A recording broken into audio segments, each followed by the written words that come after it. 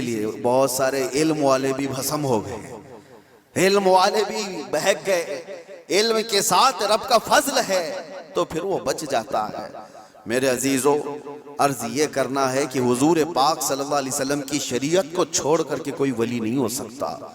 غوث پاک رضی اللہ تعالیٰ عنہ کی 11ویں کرنے والے، نیاز کرنے والے، سب سے میرا ایک ہی کہنا ہے اور سب کے لیے ایک میسج ہے کہ تمہاری 11ویں، تمہارے کچڑے، تمہارے نیاز یہ فرض نہیں، نہ ہی واجب ہیں، مستحب کے درجے میں آ سکتے ہیں، لیکن فجر کی نماز سے لے کر عشاء کی نماز تک فرض یہ تمہارے اوپر ایسا ضروری ہے کہ اس چیز کے لیے کوئی معافی نہیں ہے۔ 1 سال تم نے دیگ نہیں بنائی، نیاز نہیں کی تو قیامت کے دن نہیں پوچھا جائے گا کہ تم غوث پاک کی فاتحہ کرتے تھے کہ نہیں کرتے تھے، یہ سوال نہیں ہوگا، لیکن یہ سوال ضرور ہوگا کہ فجر میں اٹھے کیوں نہیں تھے، یہ سوال ضرور ہوگا اتنی نمازیں قضا کیوں ہوئی تم سے۔ میرے عزیزو، نوافل اور مستحبات میں پڑی ہوئی یہ امت، میں منع نہیں کرتا، آپ شوق سے، ہم بھی کرتے ہیں غوث پاک رضی اللہ تعالیٰ عنہ کے دربار میں ایصال ثواب کے لیے، مرحومین کے لیے ہم نیاز، فاتحہ، ساری چیزیں کرتے ہیں، لیکن اس کا مطلب یہ نہیں ہے کہ کل وہی ہے اور اللہ تبارک و تعالیٰ کی یہ عبادتیں کچھ معنی نہیں رکھتی، نماز نہیں ہے، قرآن نہیں ہے۔ عزیزان گرامی، میں ان لوگوں سے پوچھتا ہوں جو 2-2 3-3 گھنٹے قوالیوں پر رقص کرتے ہیں، قرآن کی ایک سورہ بھی تو سن کے دکھاؤ، وہ رب کا کلام ہے، اللہ کا کلام ہے۔ کسی قاری قرآن سے تم قرأت سن کر کے جھومو، پھر پتہ چلے کہ ایمان تمہارے دل میں کتنا ہے۔ ڈھول باجوں پر رقص کرنے والی قوم، ایمان سے اگر تعلق ہے تو ان خرافات میں نہیں جا سکتا کبھی۔ ایمان مضبوط کرو، اولیاء کاملین کی جماعت سے وابستہ رہنا یہ ضروری ہے، لیکن اس کا مطلب صرف یہ نہیں جو بنایا گیا ہے۔ ہم سنیوں پر ایک بڑا الزام یہ لگایا جاتا ہے کہ یہ صرف چادر، گاگر، جلوس، فاتحہ، نیاز 11ویں والے لوگ ہیں۔ میرے عزیزو، وہ ایک پارٹ ہے۔ ظالموں نے جس طرح کا یہ ہمارے اوپر الزام لگا کر رکھا ہے کہ یہ سجدے کرنے والے لوگ ہیں، قبر کی پوجا کرنے والے لوگ ہیں، اور مزارات اولیاء پر جا کر شرک و بدعت کرنے والے لوگ ہیں، دنیا کو یہ پھیلا کر کے رکھا گیا۔ ہم اس سے برات کا اظہار کرتے ہیں۔ ہم سنی مزار کو سجدہ تو چھوڑو، ہم رسول کو بھی سجدہ نہیں کرتے۔ سجدہ صرف اور صرف اللہ وحدہ لا شریک کے لیے ہے، عبادت صرف اللہ رب العزت کے لیے ہے۔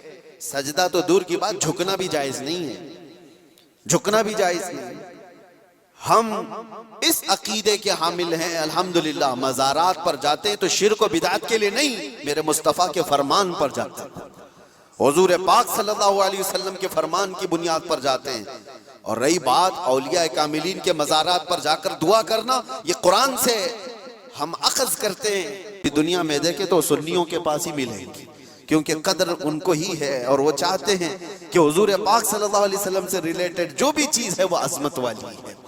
اولیاء کاملین کی بات کر رہے ہیں میرے عزیزو، بہت ساری باتیں ہیں، اب آپ کو میں بتاتا ہوں۔ جو ایک بڑا سوال یہ ہے کہ یہ اولیاء کرام کے لیے کہانیاں گڑھ لیتے ہیں لوگ، کرامت کرامت کرامت کہتے ہیں۔ جو کرامت کا انکار کر رہا ہے وہ قرآن کا انکار کر رہا ہے۔ ہاں، ہر ولی کی کرامت تو قرآن سے میں نہیں بتا رہا۔ ہم نے کہا غوث پاک رضی اللہ تعالیٰ عنہ، اب چند باتیں میں سرکار غوث پاک کی بتا کر اس اعتراض کا جواب دیتا ہوں۔ سلطان الاولیاء غوث پاک رضی اللہ تعالیٰ عنہ کی بارگاہ میں ایک عورت آئی اپنے بچے کو لے کر، کہا کہ اس کو اپنے پاس رکھ لیجئے۔ آپ نے قبول کر لیا، بچہ تربیت میں آ گیا۔ غوث پاک کی بارگاہ میں رہنا، پلنا کس کے نصیب میں ہو؟ چند مہینوں کے بعد وہ خاتون آئی، اپنے بیٹے کو دیکھا، بہت دبلا پتلا، بالکل کانڈی ہو گیا، ہڈیاں نکل گئی۔ ماں تو ماں ہے، دیکھتی ہے بچہ کیسا ہو گیا، سوکھ گیا، کاٹا ہو گیا۔ تو اس نے دیکھا کہ غوث پاک کہاں ہیں، جا کر کے دیکھتی ہے اندر تو غوث پاک کے دسترخوان پر اچھی اچھی غذائیں تھی، کچھ مرغ گوشت وغیرہ رکھے ہوئے تھے۔ ماں تو ماں ہے، دیکھتی ہے بچہ کیسا ہو گیا، سوکھ گیا، کاٹا ہو گیا۔ تو اس نے دیکھا کہ غوث پاک کہاں ہیں، جا کر کے دیکھتی ہے اندر تو غوث پاک کے دسترخوان پر اچھی اچھی غذائیں تھی، کچھ مرغ گوشت وغیرہ رکھے ہوئے تھے، اور یہ بوڑھی عورت کا بیٹا سوکھی روٹی پانی میں بھگو کر کھا رہا ہے، کونے میں بیٹھا ہوا۔ اب ایک ماں کو لگے ہی بات، خود اتنا اچھا کھانا کھا رہے، میرے بیٹے کو پرورش میں رکھیں، کیسا کھانا کھلا رہے اس کو؟ اس عورت نے کہا یہ کیسی تربیت ہے سیدنا عبد القادر، یہ کیا ہے؟ میرا بچہ تو ایسا ہے۔ آپ نے جواب کچھ نہیں دیا۔ تھوڑی دیر کے بعد کھانا ختم ہونے کے بعد ان ہڈیوں کو ایسے جمع کیا اور کہا قم باذن اللہ، اللہ کے حکم سے اٹھ جاؤ۔ ایک مرغی پھڑ پھڑاتی ہوئی کھڑی ہو گئی۔ آپ نے کہا کہ جب تیرا بچہ اس قابل ہو جائے تو وہ بھی روز مرغی کھائے۔ اس کی تربیت چل رہی ہے، اس کی تربیت چل رہی ہے۔ جب بندہ اپنے نفس کو مار لیتا ہے تو اللہ ساری طاقتیں اس کو عطا کرتا ہے۔ اللہ کے لیے جب بندہ دنیا چھوڑ دیتا ہے تو اللہ اس کا ہو جاتا ہے۔ تو غوث پاک کی یہ بات بتانے پر ایک صاحب مجھ سے کہہ رہے تھے کہاں سے آپ یہ ساری چیزیں لے کر کے آگئے کہ ایک بندہ بھی کسی چیز کو زندہ کر رہا ہے؟ انہوں نے یہ نہیں دیکھا کہ غوث پاک نے کیا کہا، اللہ کے حکم سے اٹھ جا۔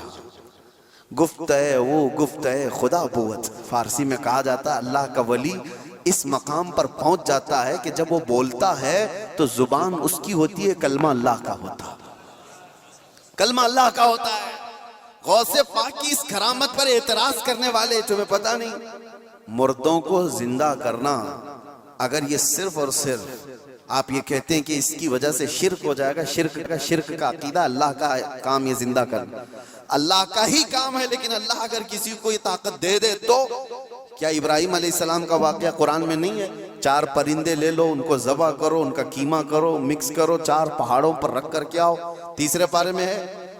اور ابراہیم علیہ السلام نے 4 پرندوں کو ذبح کیا، ان کا قیمہ کیا اور الگ الگ پہاڑوں پر رکھ کر آئے، اور پھر اللہ نے فرمایا ہر پرندے کا نام لے کر بلاؤ، ثم ادعوہن یأتینک سعیا۔ قرآن میں پرندوں کو جب سے ابراہیم علیہ السلام نے پکارا وہ اڑتے ہوئے آئے اپنی اپنی منڈیوں کے ساتھ، اور ادھر جو گوشت تھا وہ پورا جسم بن گیا اور سب کے سب اپنے اپنے منڈیوں سے جڑ گئے اور زندہ پرندہ ہو کر اڑ گئے۔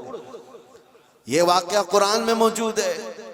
صرف اتنا ہی نہیں میرے عزیزو، عیسیٰ علیہ السلام کے بارے میں قرآن کیا کہتا ہے کہ عیسیٰ علیہ السلام وَأُبْرِئُ الْأَكْمَحَ وَالْأَبْرَصَ وَأُحْيِي الْمَوْتَى بِإِذْنِ اللَّهِ، جو سفید داغ والا ہوتا تھا، کوڑ کی بیماری والا ہوتا تھا، عیسیٰ علیہ السلام ہاتھ رکھتے تو صحیح ہو جاتا تھا، اور کبھی مرے ہوئے آدمی کو ٹھوکر مارتے تو زندہ کھڑا ہو جاتا تھا، مٹی کے پرندے بناتے پھونک مارتے وہ اڑنے لگ جاتے تھے۔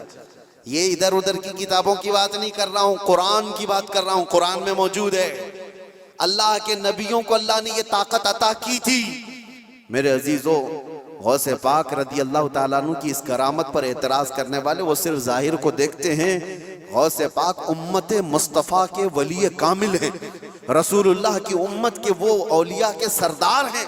اللہ نے ان کو وہ طاقت عطا فرمائی تھی کہ جب وہ کسی چیز کو ہاتھ لگا دیتے تو اللہ ان کی اس چیز کو پوری فرما دیتا تھا۔